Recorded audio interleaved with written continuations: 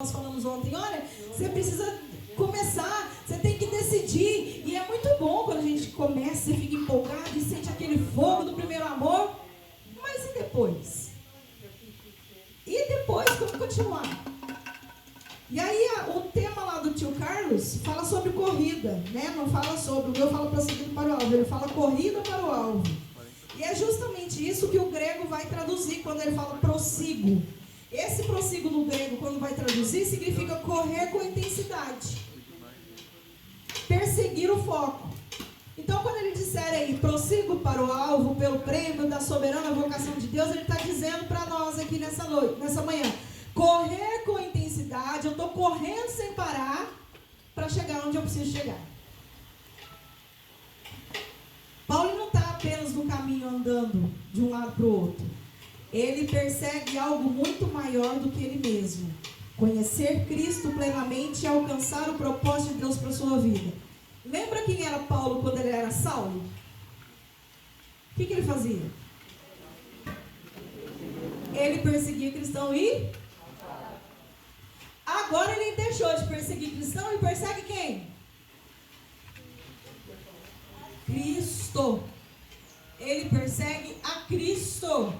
E é isso que ele está falando aqui para nós. Olha, eu conheço a Cristo plenamente e agora o meu alvo mudou. O meu propósito mudou. Não é mais sobre pessoas, é sobre uma pessoa, que é a pessoa de Cristo. E a fé verdadeira, ela não é parada, ela não é estática. Ser cristão não é você estar preparado para estar seguindo uma religião, mas é um movimento em direção à pessoa de Cristo. É constante, não dá para parar. Não tem como parar. Como que a gente vai perseverar então? Será que a gente consegue continuar andando ou às vezes a gente para, a gente desiste? A gente está no meio do caminho, aí como nós dissemos ontem, tem medo, tem problema, tem tanta coisa que ocupa o nosso tempo, que tira o nosso foco. A gente ainda está correndo atrás do propósito de Deus ou a gente já cansou? Tem gente que nem sabe para que propósito tem na vida. Qual o seu propósito da sua vida? Você sabe? Alguém aqui já leu o livro do Rick Warren, A Vida com Propósito? Então você sabe que propósito você tem. Qual que é o nosso propósito de vida? Só tem um propósito de vida. Adorar ao Senhor.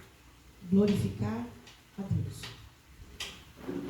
Lá no Gênesis, quando Deus faz o homem como a glória da sua criação. Então nós somos criados para glorificar a Deus. Esse é o seu propósito. Se você está procurando propósito, o meu propósito é o meu chamado, o meu propósito é trabalhar com medicina, não é esse o propósito. O seu propósito é glorificar a Deus, seja onde você estiver. Seja no seu trabalho, seja na sua escola, seja dentro de casa, que eu acho que é a pior parte, glorificar a Deus dentro de casa. Você sabe por quê? Porque quem mais te ama é quem mais te pirraça. É ou não é? Estou mentindo. Gente, amar o irmão lá domingo é muito bom, é fácil demais da conta. Eu quero ver você fechar a boca a hora que seu pai e sua mãe falar alguma coisa e você tiver que... Eu quero ver você não bater de frente com seu irmão, sabendo que ele está errado. Aí é difícil. Aí também não, né? Ela me pirraça o dia inteiro, Negui. Mas este é o mandamento. Se não começar dentro de casa, lá fora, é hipocrisia. Precisa começar dentro de casa. Ontem a gente estava conversando, né, Paulo? Eu, Paula, a tia Silvia, que a gente já ouviu muito em ministério infantil.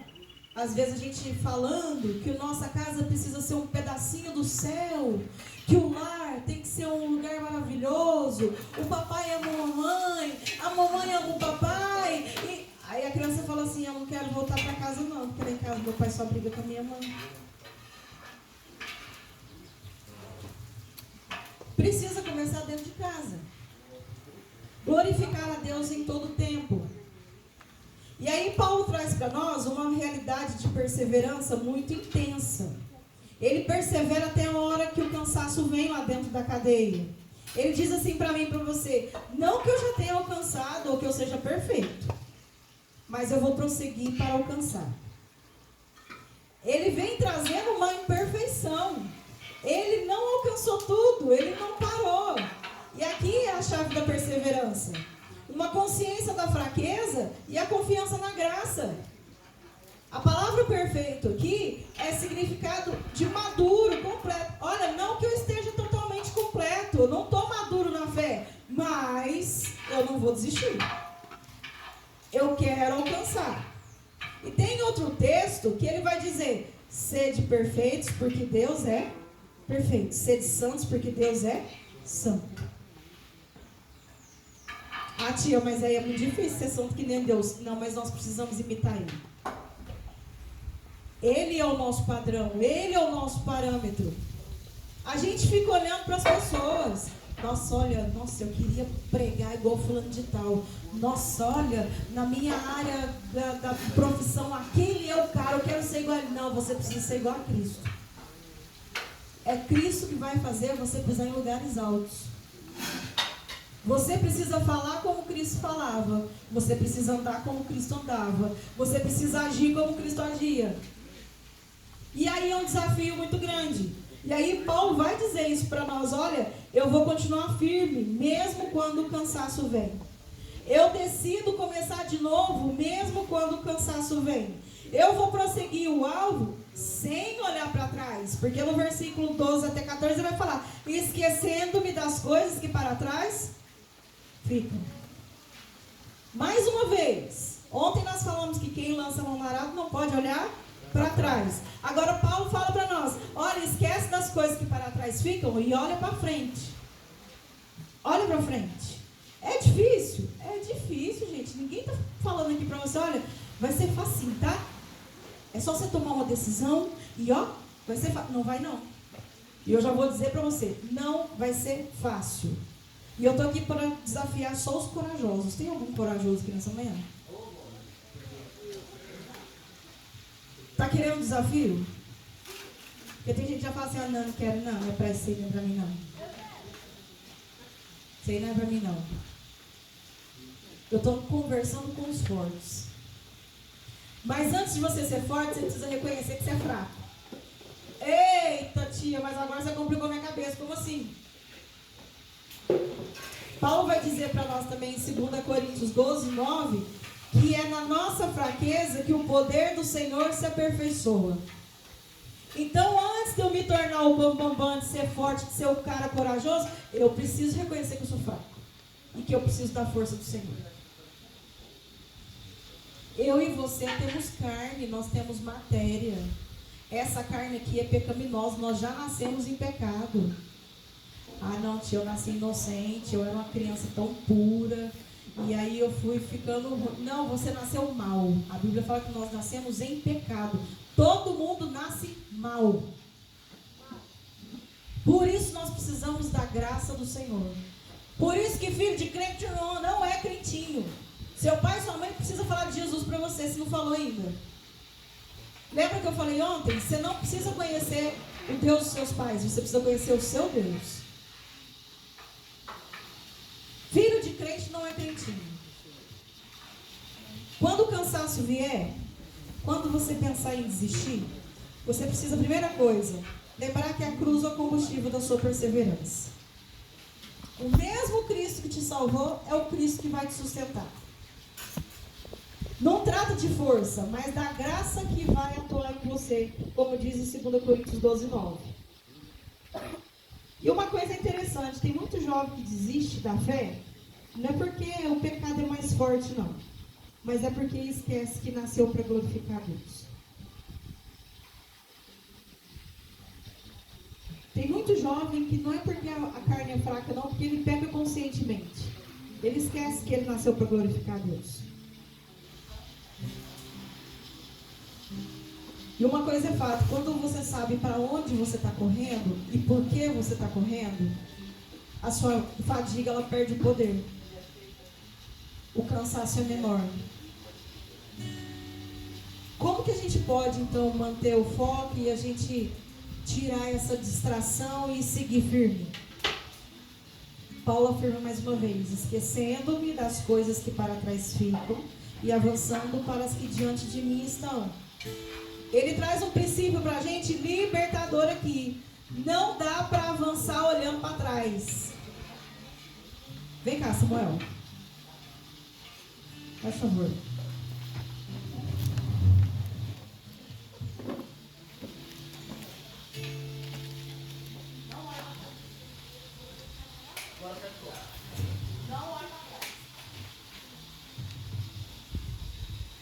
Você vai andar até lá na mesa de bilhar sem olhar para trás.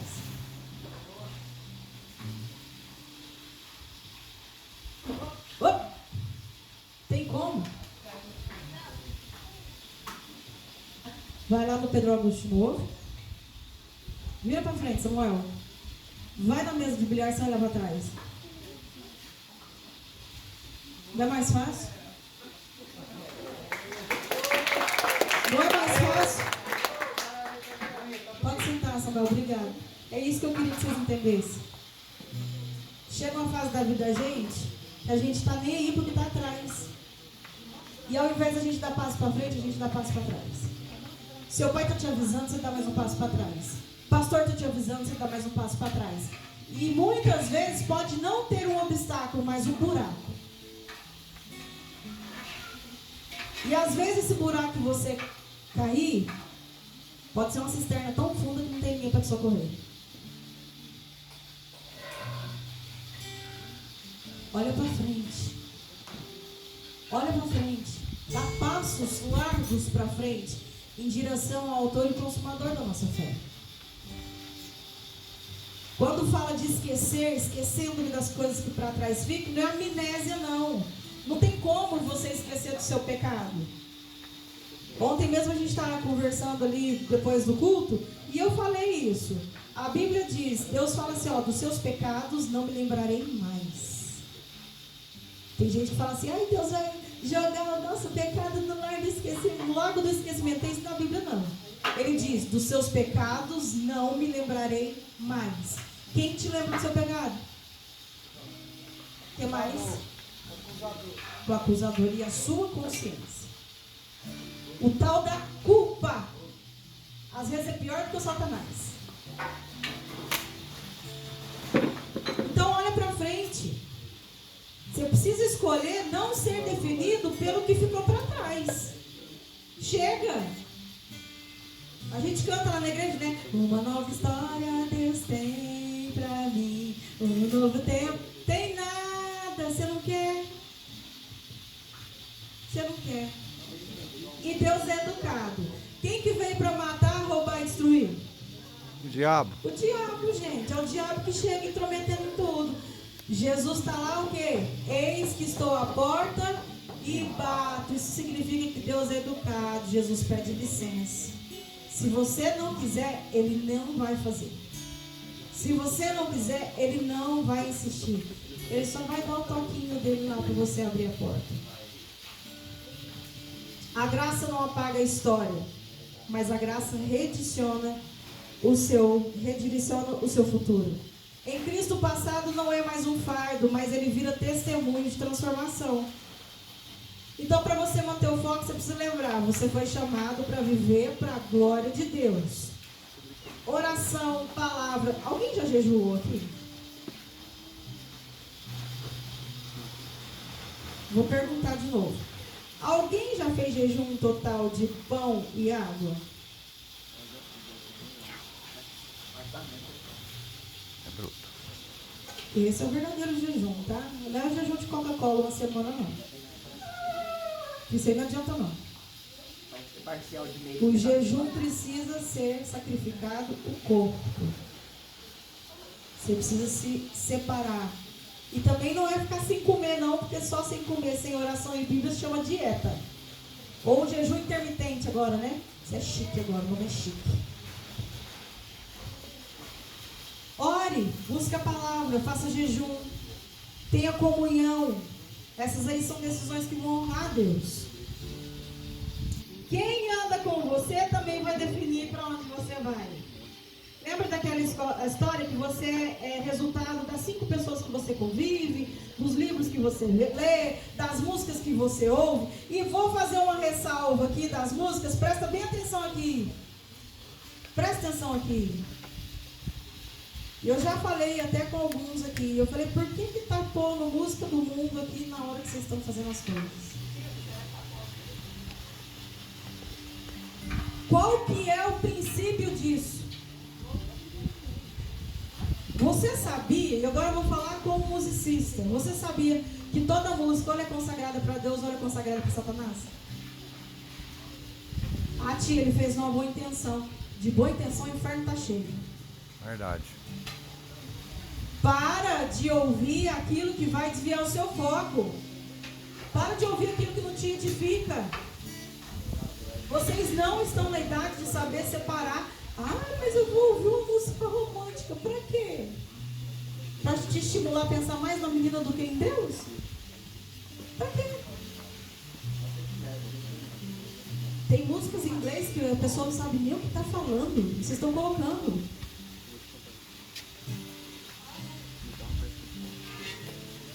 Outra coisa, da questão da quem anda, né? Eu tenho falado isso muito para os meninos. Tá na hora do culto, tá conversando, tá no celular, não tá prestando atenção. Pede para levantar para cantar.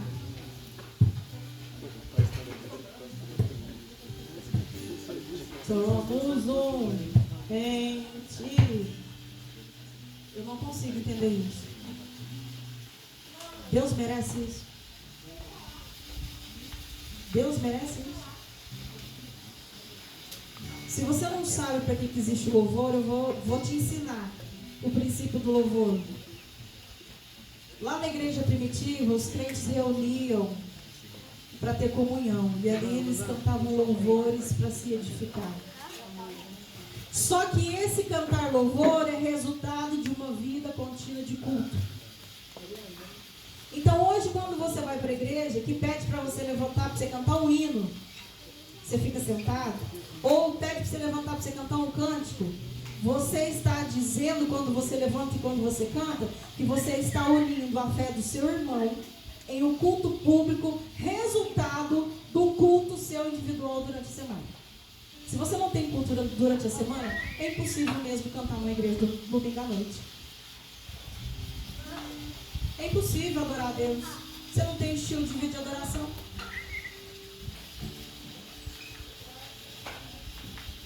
Então, presta bem atenção, quem está te cercando, quem está te influenciando. Qual é o estilo de vida que você está tendo? A hora que vocês estavam jogando aí, a gente vê a gritaria, a distração, as torcidas, e grita, e grita, grita. Mas quem está lá dentro, quem está focado, não está prestando atenção na gritaria. Quer porque quer fazer o gol. Ele quer vencer. E na nossa vida cristã também precisa ser assim. Tem muito ruído, ruído de rede social, ruído dos prazeres momentâneos, ruído da aprovação dos outros. Mas quem tem um alvo eterno não se perde com as distrações. Ele continua.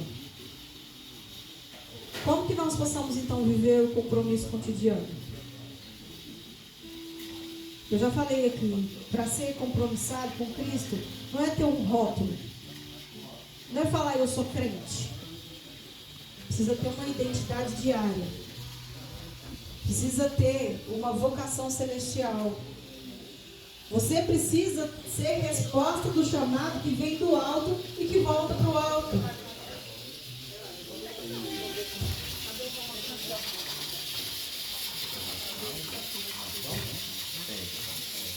Deus não te chama apenas para você poder ir para a igreja.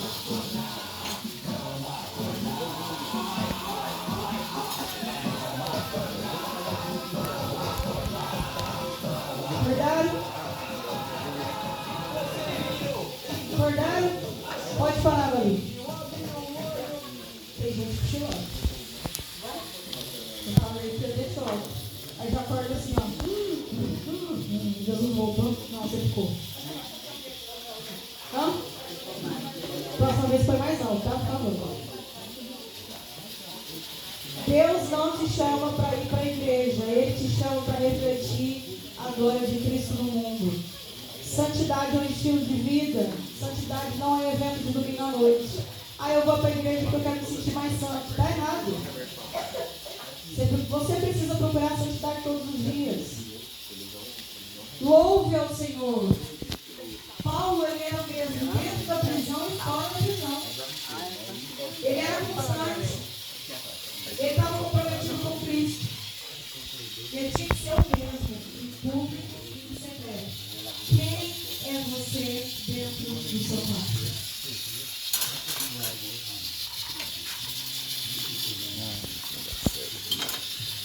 Não precisa responder. É só para você lembrar que Deus sabe quem é você dentro do seu quarto. Quando você está sozinho, você abre a rede social lá, ou sites, quem é você dentro do seu quarto? Vamos voltar. Ser compromissado é viver a sua fé no dia a dia. Seja na escola, seja no trabalho, seja em casa. É uma vida inteira de dedicação a Deus. Então, continue correndo para o alvo. Não olhe para trás. Não desiste. Lembra só que cada passo vale a pena. Parece difícil. Alguém aqui já escalou? Já fez uma escalada? É fácil? É gostoso? No final é prazeroso chegar no topo, né?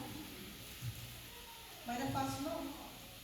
Rala o joelho, rala a mão, escorrega e vamos de novo. E aquela adrenalina, você não sabe se o cinto está preso direito ou não, e se não está. Se não tiver, você vai cair lá dentro. Só Cristo para te dar essa segurança. Só Cristo para te dar essa firmeza para você subir esse penhasco. Porque a caminhada do Senhor é longa. E não é fácil. Você já deve ter ouvido pastor e líderes falar várias vezes: o caminho é estreito, que a porta é estreita. Caminho para o céu não é para qualquer um.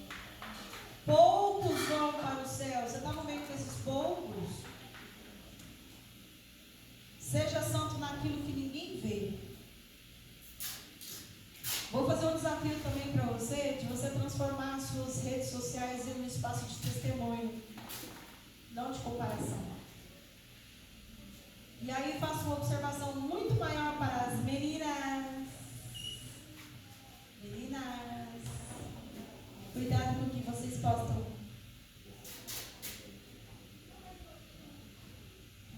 Às vezes você está daqui, proposital, pegando todo o seu decote, todo o seu perfil. Você já faz isso pensando.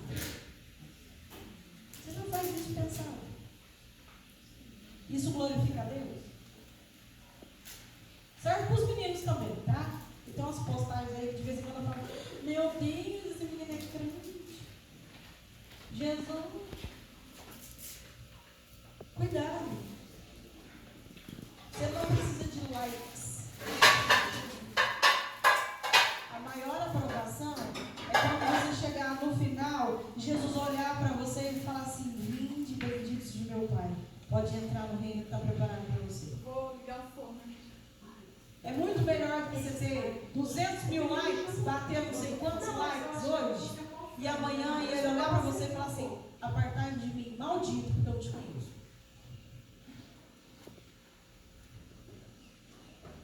Leve o evangelho a sério, gente. Leve Cristo a sério. Vamos parar de brincar. A idade de vocês parece que Jesus, a volta de Jesus está longe. Não, eu vou viver só mais um pouquinho. Ô Jesus, eu vou falar o que eu já escutei. Já não vou explanar ninguém não. Mas tem gente que fala assim: não, Jesus, deixa eu casar primeiro. Depois o senhor volta. A volta de Jesus é melhor lá do que aqui. Lá não tem boleto para pagar. Lá tem rua de ouro para a gente andar. Nós, assim, que sofre, sabe, que as gordurinhas não vai ter muita fitness, que não vai ter fome.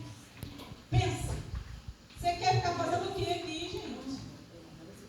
Não Não mais choro, não mais dor, não mais tristeza, não mais medo, só alegria, paz. E é algo que a gente não consegue imaginar. Deus revela para João o céu em Apocalipse, mas é muito mais além do que João escreveu.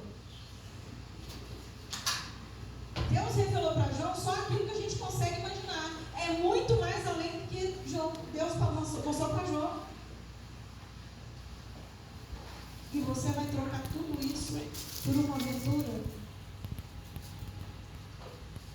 O mundo não precisa de cristãos famosos, mas ele precisa de cristãos firmes.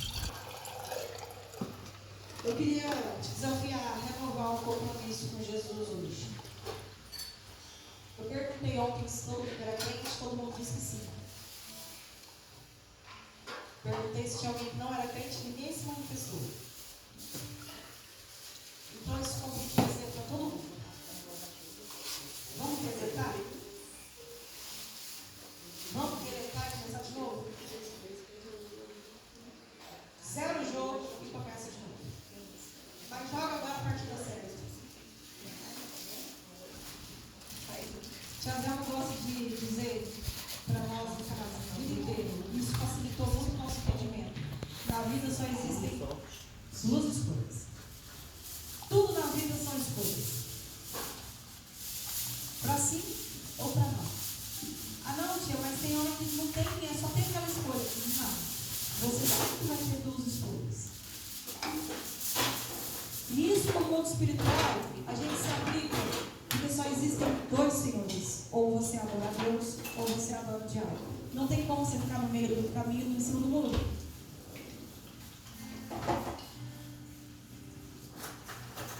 E é muito simples, tá? É muito fácil. O diabo não precisa te paralisar, ele só precisa te distrair. É facinho de cair. É assim, ó, questão de segundos. Vamos reajustar o foco hoje. Vamos retomar o ritmo, vamos reacender o propósito que glorifica a Deus. Feche seus olhos. Eu queria que você que entendeu essa palavra começasse a pedir para o Senhor: Pai, eu quero priorizar a sua presença antes do meu celular. Eu quero servir o Senhor ao ministério da igreja. Eu quero perdoar aquele que me feriu. Eu preciso ter um bom relacionamento na minha casa, com meu pai, com a minha mãe, com meu irmão. Pede isso para Deus agora. Tem sempre alguma coisa que precisa ajustar. Se você acha que está tudo bem, está tudo errado. Porque a vida cristã tem sempre alguma coisa para a gente ajustar. Agora você precisa ser sincero com você mesmo. Lembra do agora não? Também pode ser uma escolha sua. Não, eu não estou preparado. Agora não é o momento. É uma escolha sua. Mas eu preciso deixar muito claro para você que amanhã pode ser tarde. Agora, nesse momento, jovens estão ceifando as suas vidas. É só abrir o Instagram que você vai ver gente que encheu a cara de droga, de bebida, bateu moto, bateu carro, ou se suicidou. Tá normal. É só abrir o Instagram, tá favorável. Gente que enfrentou a polícia porque está no crime e perdeu sua vida numa troca de tiro. Está favorável. E a gente está normalizando essas coisas. E isso não é normal. Jesus quer te dar vida e vida em abundância. Existe uma qualidade de vida que não é só na parte da saúde. Quando a gente entende a saúde, a gente entende também que o nosso corpo é templo do Espírito Santo de Deus. E você, jovem, você precisa se privar daquilo que você vê, daquilo que você escuta, daquilo que você faz. Pede para o Senhor uma mudança radical de vida. Nós vamos orar, renovando compromissos nessa manhã.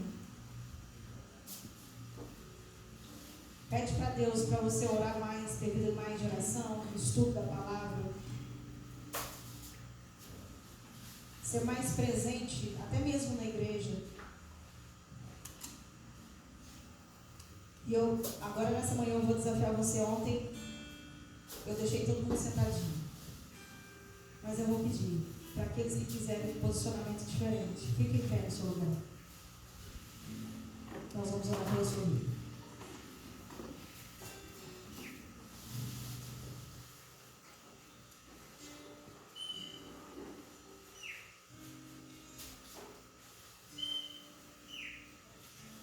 A força não é nossa, a força é do Senhor. A alegria não é nossa, a alegria é do Senhor.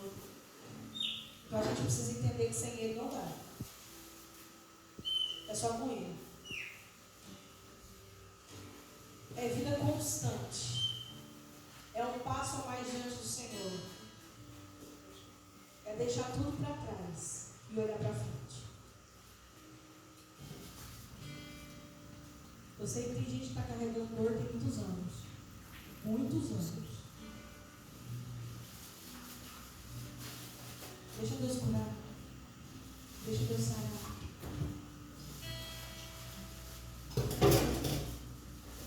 Se a gente fosse abrir o microfone, eu tenho certeza que nós escutaríamos testemunhos assim de arrepiar.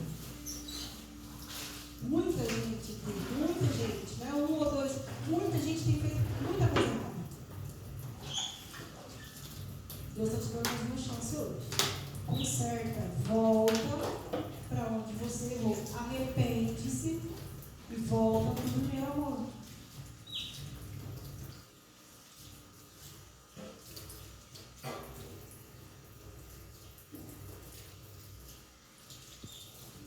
Em espírito,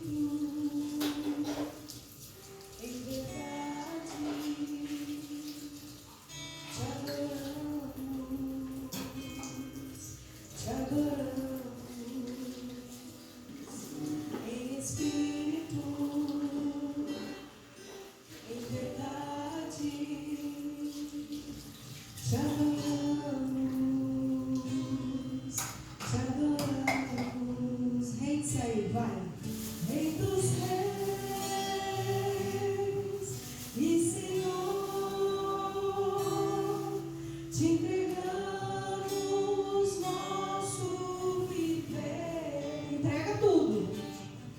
Rei dos reis e Senhor, te entregamos nosso